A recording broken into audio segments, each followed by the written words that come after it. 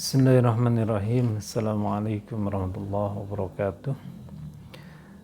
Ini ada sebuah riwayat yang cukup unik mengenai iblis yang datang kepada Nabi Musa alaihissalam atau Musa bin Imran. Ini di dalam kitab Bada'imuz Zuhur fi Waqa'id Duhur. Di dalam riwayat tersebut dikatakan bahwa iblis itu datang kepada Musa, pada Nabi Musa, kemudian dia bilang bahwa Musa, apabila engkau bermunajat kepada Tuhanmu, hendaklah engkau bantu aku dan tanyalah kepada Allah apakah aku masih bisa tobat. Apabila aku tobat, apakah dia masih menerima nggak tobatku, katanya. Nah, ketika Nabi Musa bermunajat kepada Allah Subhanahu wa Ta'ala, dia bilang bahwa, wahai ya Allah, apakah engkau akan menerima tobat iblis apabila dia tobat? Allah Subhanahu wa Ta'ala menjawab kepada Nabi Musa, wahai Musa, sudah pasti dalam qodokku bahwa iblis itu tidak akan taubat selamanya sebetulnya. Namun karena aku adalah yang Maha Rahman dan Maha Rahim, maka apabila dia mau tobat, bisa sebetulnya. Bagaimana caranya? Kata Nabi Musa kepada Allah Subhanahu wa Ta'ala. Ya, dia sujud kepada Adam, katanya. Apabila dia mau sujud kepada Adam, maka dia diterima tobatnya. Kata Nabi Musa, kan Adamnya juga sudah meninggal, wahai Allah. Ya, bilang aja kepada iblis bahwa dia hendaklah sujud ke kuburan Adam gitu. Nah, itulah cara tobatnya gitu. Nah, ketika Nabi Musa selesai melaksanakan munajat, iblis itu mendatangi lagi Nabi Musa, kemudian bertanya, wahai Musa, bagaimana tentang nasib saya? Sudah disampaikan kepada Allah tentang pertobatan saya. Apakah saya masih bisa tobat? Kata Nabi Musa kepada iblis, bisa, kata Allah, engkau masih bisa tobat sebetulnya.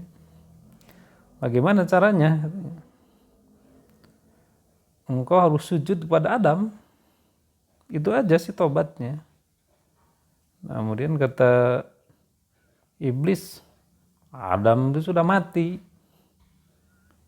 Nah, kata Nabi Musa, ya engkau sujudlah kepada kuburan atau sujud di dekat kuburannya Adam, gitu aja. Apa yang dikatakan oleh iblis kepada Nabi Musa? Kata iblis kepada Nabi Musa, Musa, saya ini ketika Adam masih hidup saja nggak mau sujud, apalagi dia itu sudah mati. Ngapain saya sujud ke dia? Ya, kata Adam, nggak ada lagi. Itu caranya adalah bahwa engkau adalah sujud. Enggak, aku nggak akan sujud ke dia. Masih hidup saja aku nggak mau, apalagi ini sudah mati. Ngapain saya harus sujud? Nah, ini riwayat menceritakan bagaimana hasudnya siapa iblis kepada Adam. Setingkat keperluannya sudah dijelaskan, terjawab dengan cara sujud kepada Adam, tapi karena hasud dia nggak melakukannya. Padahal keselamatan dia itu, andaikan mau saja sujud kepada Adam sebagai persyaratan taubat, dia itu akan diterima taubatnya. Tapi karena hasud yang begitu kuat dalam diri iblis kepada Adam, maka dia terhalang untuk melakukan sujud itu. Itu sebetulnya efek dari hasud ya. Hasud itu sekalipun memang diketahui bahwa ada kebaikan dalam sesuatu yang bisa dilakukan gitu oleh orang yang hasud kepada orang yang dihasudi. Tapi karena dorongan hasud yang sangat kuat, maka orang itu tidak bisa melakukan sesuatu yang menurut dia harus merendahkan nilainya, apalagi dia harus tunduk kepada orang yang dihasudinya. Itu agak tidak ada kamusnya itu bagi orang-orang hasud. Nah, ini Nabi Adam oleh iblis juga begitu. Saking hasudnya itu iblis kepada Adam, disuruh sujud sebagai tobat saja, padahal itu adalah pintu kebaikan bagi dia, tidak melakukannya.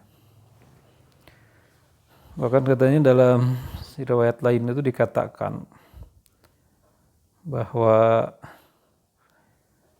ketika kiamah sudah terjadi katanya. Ini masih dalam kitab Badai'uz Zuhur fi Waqa'iz Zuhur sebetulnya. Jadi ketika kiamah sudah terjadi, kemudian ahli surga sudah masuk semua ke surga, kemudian penduduk neraka sudah masuk kepada neraka semuanya. Allah tuh memerintahkan katanya kepada iblis untuk keluar dari neraka, yaitu setiap 1000 tahun sekali dia tuh suruh keluar dari neraka itu. Dan juga Adam juga disuruh gitu, keluar dari surga gitu. Kemudian Allah memerintahkan itu di akhirat saja, setingkat di akhirat, agar iblis itu sujud kepada Adam. Tapi kekeh saja itu dia nggak mau. Kenapa? Karena saking kuatnya hasud dia, terbawa sampai ke akhir. Akhirnya dia ditarik lagi masuk ke dalam neraka. Nah, menurut pengarang kitab ini, Syekh Al-Kamil Syekh Muhammad bin Ahmad bin Iyas Al-Hanafi, ini adalah tafsiran dari ayat Al-Quran yang berbunyi inna syaitana lil insani aduwwum mubin, bahwa syaitan itu musuh yang paling nyata bagi manusia. Menurut penafsiran dia itu adalah kasus iblis yang tadinya mau minta jalani atau dicarikan cara oleh Nabi Musa untuk bisa tobat gitu. Tapi ternyata itu dia tidak bisa karena harus menurunkan harga dirinya. Itulah hasud. Jadi orang hasud itu susah sebenarnya menurunkan harga diri. Dia harus atau berada di bawah orang yang dihasudi karena penyakit. Makanya Nabi pernah bilang bahwa iyyakum wal hasada fa inal hasada yakulul hasanati kama yakulun naru al khataba. Hendaklah engkau hati-hati dengan hasud, sebab hasud itu menggerus kebaikan gitu. Persis seperti api yang membakar kayu bakar, seperti api yang membakar kayu bakar gitu. Jadi oleh hasud itu kebaikan bisa hilang tanpa berbekas sama sekali. Oleh sebab itu usahakan gitu ya, hasud itu tidak ada dalam diri kita. Kenapa? Karena sebaik apapun amal kita ketika dibarengi dengan hasud, maka itu tidak menjadi berarti. Oleh sebab itu janganlah meniru iblis yang begitu sombong, kemudian dia tidak mau turut terhadap perintah Allah. Hanya sebetulnya sederhana, dia mau sujud saja itu di kuburannya. Kalaulah dia dulu tidak mau gitu, kemudian sekarang itu Adamnya sudah tidak ada, dia disuruh untuk sujud, gak mau. Padahal andaikan dia mau itu diterima tobatnya. Demikian ini kisah diambil dari kitab Banil Zuhur. Assalamualaikum warahmatullahi wabarakatuh.